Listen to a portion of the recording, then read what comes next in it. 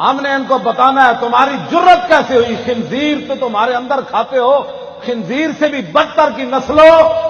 حضور کے بارے میں بات کرتے ہو، ہمارے بارے میں بات کرو اور کوئی بات کرو۔ جب حضور کے خاکوں کا اعلان ہوا اور تم جناب اس کے لیے کوئی جملہ کہنے کے لیے تیار نہیں ہو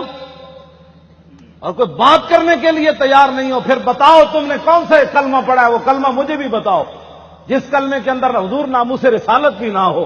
ختم نبوت بھی نہ ہو، اور ایسے لوگ دین کی ترجمانی بھی اندر جا کر اسمبلیوں میں نہ کر سکیں،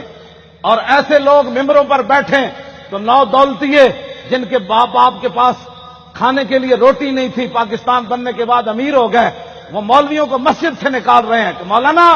آپ نے تحریک لبیک یا رسول اللہ کا ساتھ دیا۔ میں کہا بچے ہاں مولانا نے لبیک کا ساتھ دیا، تو نے جن کا ساتھ دیا تجھے مبارک ہو۔ مولانا تو 24 گھنٹے یہی کہتے رہے نا، حضور میں حاضر، تو بتا تو کس کے لیے حاضر ہے،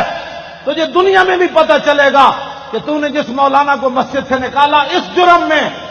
قبر میں تو رسول اللہ مولانا کو کہیں گے، فرمائیں گے کہ مولانا میری خاطر آپ کی مسجد چھوٹی۔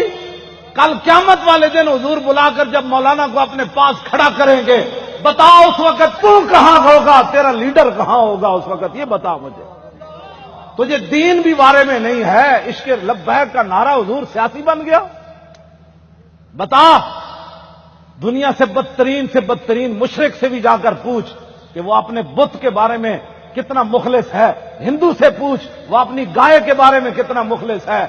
یہودی سے پوچھ وہ اپنے مذہب کے بارے میں کتنا مخلص ہے، عیسائی سے پوچھ کہ وہ اپنے مذہب کے بارے میں کتنا مخلص ہے۔ تجھے اپنے نبی کے ساتھ اتنا بھی اخلاص نہیں ہے کہ ایک آدمی لبیک کا نعرہ لگاتا ہے اور تو کہتا ہے مولانا یہ سیاسی نعرہ ہے، تو نے کلمہ کون سا پڑھا ہے، مجھے بھی بتا۔ جب حضور کی بات آ جائے تو جھلے کتے کو بھی سمجھ آ جاتی ہے، جھلا کتا بھی کہتا ہے کہ اگرچہ تو نے اپنی جان بچانے کے لیے نبی کا نام استعمال کیا، لیکن کیت نام تو چونکہ تو نے حضور کا لے لیا تو اس کے بعد میں تجھے کاٹ